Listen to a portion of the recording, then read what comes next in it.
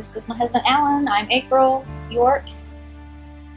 And we have 2 girls, Ashton, who is 14, and Abby, who is 10. And Abby is our child that has GLUT1. So, Abby. Yes.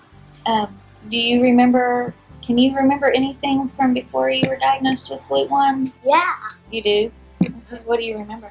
Well, I could have whatever food You remember eating whatever food you wanted? Yeah. And we went and ate. What was our favorite thing to eat? rice and beans and queso. Mm-hmm. So every time we go to a doctor's appointment or to therapy, we were stopping at our favorite Mexican restaurant, weren't we? But then once you got diagnosed, we had to kind of stop doing that, didn't we? But I can still eat rice and beans. Mm-hmm. That we make at home. Yeah. So, do you think it's hard being on the diet? Yeah. You do? Well, I mean, no.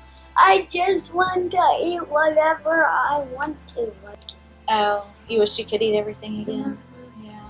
What was it you asked me the other day when we were eating breakfast? And you said, when are the doctors gonna, what was it you asked me? Find a cure. Yeah, find a cure for GLUT1. I said, I don't know, but hopefully someday, right? But you get to eat a lot of foods that you like, right? So it's not too bad, is it? We call it, your food is your medicine, isn't it? Your food medicine. Mm-hmm. And haven't you gotten a lot better at things? Mm-hmm. Yeah. So what's your favorite thing to do? Video games and read. Oh. And does Mom like you doing video games? No. But you like Taekwondo, right? So why do you like Taekwondo? Because I just like it. Do you like to get out there and kick and move around? Do you like to talk to people? Yeah. Yeah. Because you went a long time without talking, didn't you? So now you're just trying to make up for it? Yeah. You like to talk to all Because people? I was just speechless then. Yeah. Not anymore, are you? No. No. What else do you want to talk about? What do you want to talk about? I don't know. I've done a lot of talking so far. Do you like school? Yeah. What's your favorite thing in school? Reading. Yeah, reading. You like math? No. No. It's a little bit harder. Uh-huh. Yeah. Do you have a hard time kind of understanding how to work the numbers? Uh-huh. Yeah. You like science, don't you? Mm-hmm. Because you do a lot of reading in there, don't you? Uh-huh. Yeah. And social studies too. Mm. Because you do a lot of reading in there too. Yeah. So at school, we always take your food, don't we? Mm-hmm. So we always pack your lunch, and Miss Hammer, your para, make sure that you My eat. aid. Yeah, she makes sure you eat every little piece of your food, doesn't she? Mm-hmm. But you don't like eating in the cafeteria, do you? No. How come?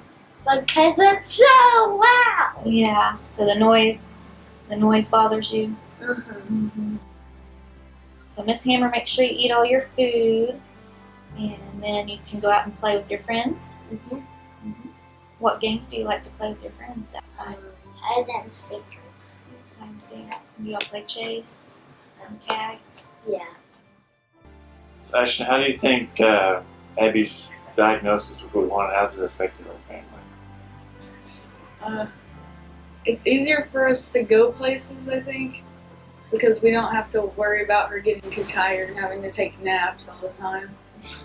Yeah. But then we have to carry around her food everywhere. Do you think it's easier now that she's older and is more independent? Yeah, because at the beginning of the diet, like if someone offered her candy, she would take it because she didn't know better.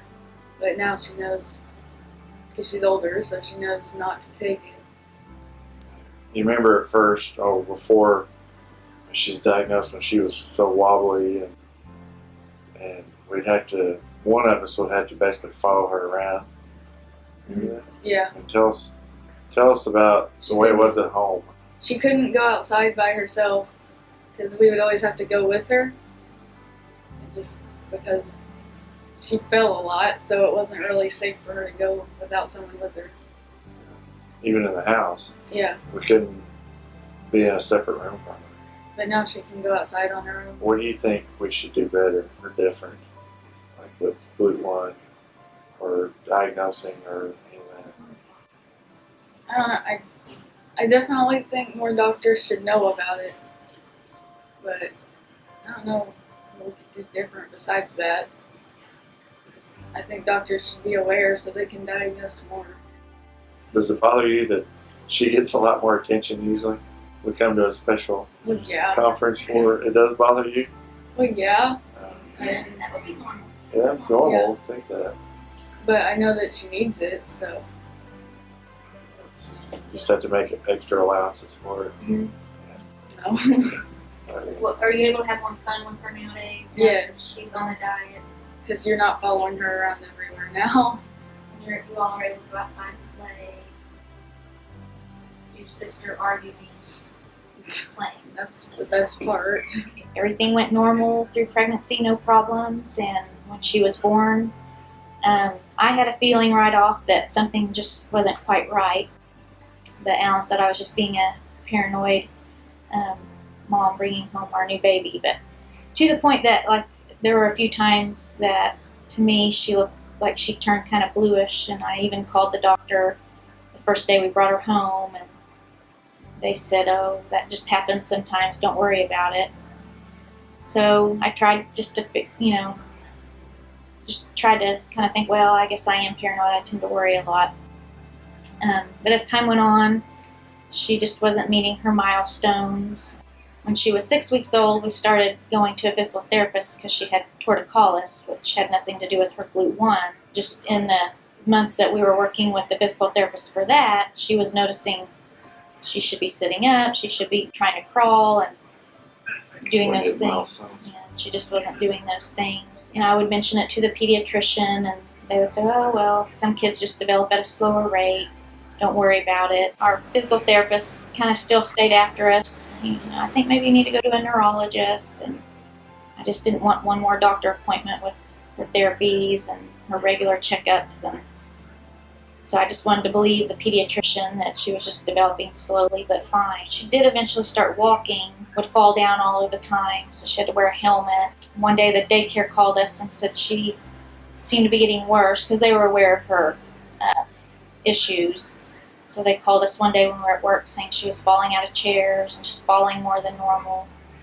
So we rushed her to the pediatrician, and she actually saw what she was doing and then was concerned at that point. They hospitalized her because it was late in the day and they wanted to do an MRI.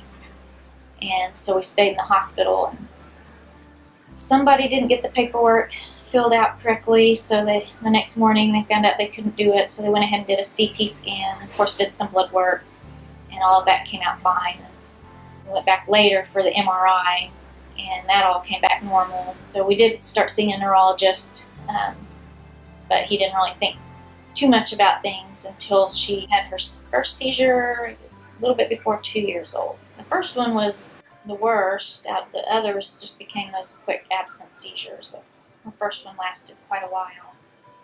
And so he ran blood work and did an EEG and didn't get any answers. So he diagnosed her with ataxic cerebral palsy and said that some of them will have seizures. So he first started her on Keppra, but that didn't do anything. And eventually she ended up being on 4 different seizure medications in combination. It got to the point where she was having 20 or 30 absent seizures a day. We would tell him, this medicine seemed to work better, but this one didn't help at all. But he just didn't really listen to us very well. He wasn't very proactive at all. EEGs, and it just never panned out to anything. And he wouldn't really work with us or listen to us. So for some reason we stuck with him for a while. So we were afraid to. Well, we did go get a second opinion, but he had his own ideas, and we thought, well, we'll just stick with the first one because he's more familiar, which we shouldn't have done. But the original one referred us to a geneticist because I think he had kind of gotten to the point where he didn't know what was going on. the geneticist did his round of tests. Of course, those all take about 3 or 4 months to get back. So you're sitting on pins and needles those first few times. After going through several rounds, you kind of get to where you don't count the days anymore. Just wait for him to call you. But he did a couple of rounds of genetic testing and didn't get a diagnosis. He was the one that told us, that we may never get a diagnosis. And if we do get a diagnosis, that most likely nothing could be done. So that was hard to hear. We would kind of research the things that he was checking for, and that would get real scary. So we finally kind of quit reading up on the conditions that they were checking for, because some of them led to pretty bad side effects or early death in childhood. And so we just thought, well, we'll let them do the tests, and we just won't read up on any of this stuff till we get an answer, and then we'll focus on it more. But when also early on, when she wasn't talking, they thought maybe it was hearing problems. We did, the hearing screening, and which is hard to do when they're real young. They couldn't find any hearing problems that could cause that. And she ended up getting tubes put in her ears, so we kind of thought, well, that'll help her hearing, so she'll start talking. Her balance. Yeah, and her balance, but none of that worked either. We eventually did leave our first neurologist because we could tell he just had given up, and he wasn't interested in trying to get to the bottom of it, wasn't listening to us.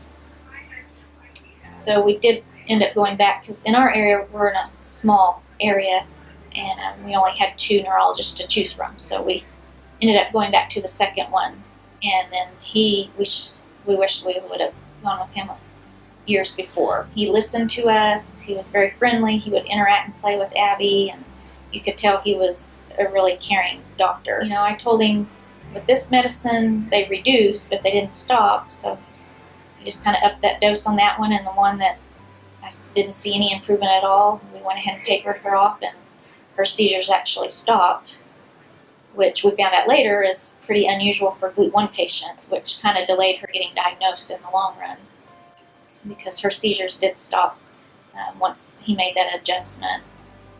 So he knew our main concern was the seizures, but he did recommend that we go see a movement specialist to try and figure out her ataxia and her other developmental delays. So he referred us to Cook Children's Hospital in Fort Worth. Went and saw a doctor there, and he did his own round of genetic testing and blood testing, and wait 3 months and find out no answer. And so we went back for a second round, and actually we had to drive to Arkansas to get the blood draw for that test, because there's only a couple of labs, and none of them were in Oklahoma where we live. So we went and did that, and actually we had forgotten about it, because at that point we'd quit counting down the days. This before they'd say we'd have the results back in 3 months, and we'd call them exactly at 3 months checking on results. But at this point we'd just completely forgotten. And then the doctor called Alan when he was at work and said, we've got the answer, and we can help her. So he called me at work, and we were both crying. And that was in October of 2012, and she was hospitalized the next month to get started on the diet, and since then it's been just a miraculous difference. You might want to talk right now. The doctor in Fort Worth, he apologized to us because we had seen him for 5 or 6 months, I think. Mm-hmm. And been a couple of times, and it was a 5-hour trip to go see him at Cook Children's, and he apologized to us after they diagnosed her with, saying that he normally does a spinal tap and check for GLUT1, but he just didn't think we were going to drive the 5 hours for that test. And anyway, he apologized up and down about that. So after all the time and energy, that was really, going to them was kind of our last resort, and we were almost ready to give up. We're saying, well, we're not going to do any more tests, and because nobody could tell us any answers.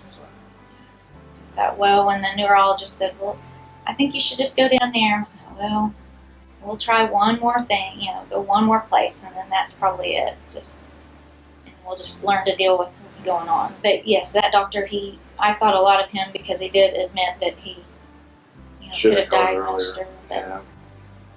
we weren't angry at him. We just said, don't ever assume we won't want to do that because of how far away we live. So all the hoops we jumped through, and if it meant driving, 24 hours or whatever, we would have done it.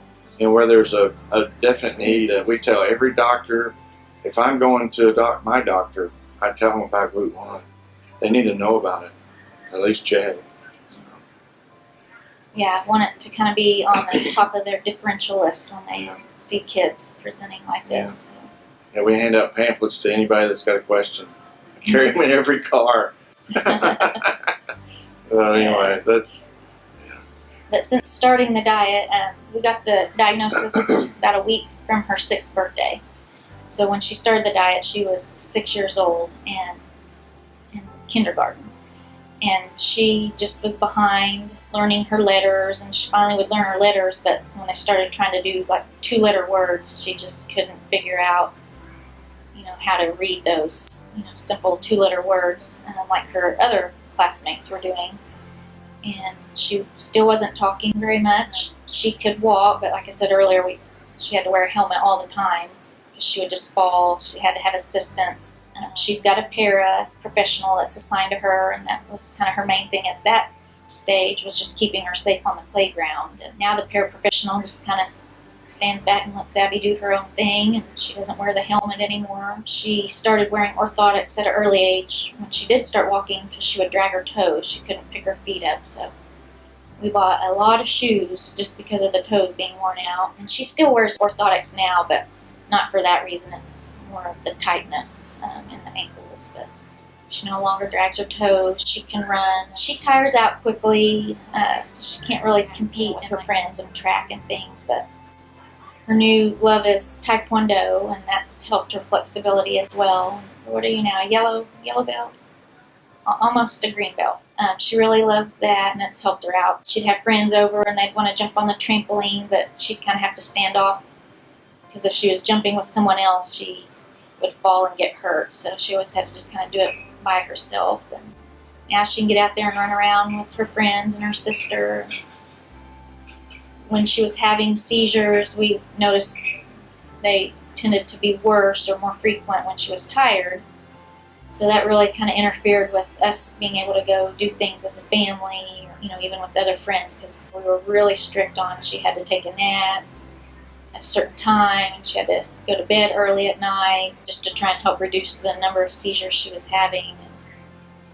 And now we don't have to worry about that. So she just goes and goes and goes, like her big sister, and her big sister plays soccer, and we used to have to leave Abby behind if she had tournaments on the weekends because Abby just couldn't do being out at the soccer field all weekend long. So I remember one of the parents, I guess we'd brought her to just a game, and I mean, Ashton had been on this team for a couple of years, and one of the parents didn't even realize we had another kid because Abby never was able to come with us. So, but now she's there all the time, and she visits and socializes. She thinks it's her social time when we go to soccer games now. She started out at 2-to-1 ratio on the diet, and that worked great. She took to that, went ketosis real fast. She was on that until January of 16, and she had a setback. Was it? Unilateral hemiplegia. Yeah, unilateral hemiplegia. Which we had never heard of. Never heard about it or got any information. So after that episode, she went up to 2.5 to 1, and which was fine for a while. And then she started having these little small absent seizures every now and then that we could see, and so she's up to 2.75. And the absent seizures just started again here in the last few months, but nowhere close to what she had done before diagnosis. But we were just noticing.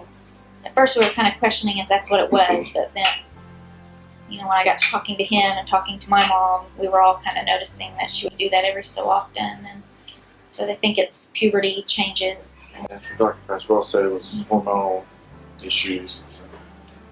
But, anyway. So we adjusted her again and moved her up to 2.75 to 1 ratio. And I guess we did that a month or two ago. Yeah. So far, no more of those. So she's not anywhere close to needing to be on medications, and we hope that we don't have to go back to anything like that. But they say we'll have to get through puberty the best we can, and then things should level out. She's always done really well on the diet. Talking to other parents, it's, they have some issues with their kids, but she's always taken real well to it. Actually, her dietitian said she thinks she was made to be on a ketogenic diet because she took to it so easily and produced ketones so quickly. And that's another big thing, just kind of bringing that up, is getting a good dietitian that will work with you. So we actually, she was diagnosed at the Fort Worth hospital, but then when we, as we got the diagnosis and kind of learned more, we learned about Dr. Pasquale being in Dallas. So, well, if we'll drive 5 hours to Fort Worth, we can drive 4 hours to Dallas to see Dr. Pasquale. So we go see him, but we still go to Fort Worth so we can keep our dietitian. She's so good. I mean, I don't know if dietitians can specialize in the keto diet, but I think she does. So, because they use it as a big treatment in their epilepsy unit. Especially when we were new to the diet, and every little, her ketones are a little low this morning, and I was getting worried.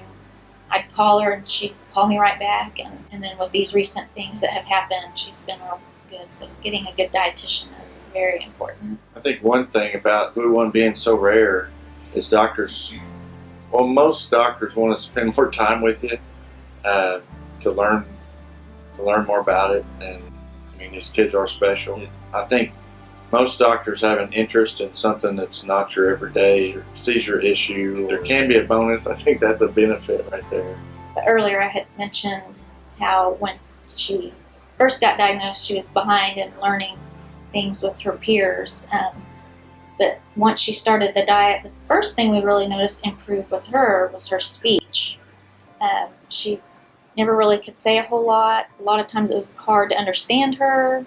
And I had to interpret a lot of times for Alan, and sometimes her big sister would have to interpret for me because it could be hard to understand her a lot of times. But I don't think anybody has trouble understanding her now.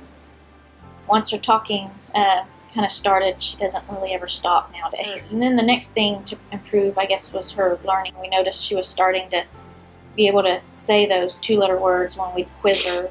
They'd send us a list at the beginning of the week, and before she got diagnosed, and even right after, Alan and I would kind of, it's your turn to do the word list this week. No, because it was stressful, because we wanted her to be successful, and we'd get stressed out when we saw her having trouble with what seemed to be simple tasks. But after she was on the diet a while, it was like she'd just read those words right off, no problem. Math is her weak spot, but she ended the school year being on the superintendent's honor roll. She had straight A's all year long.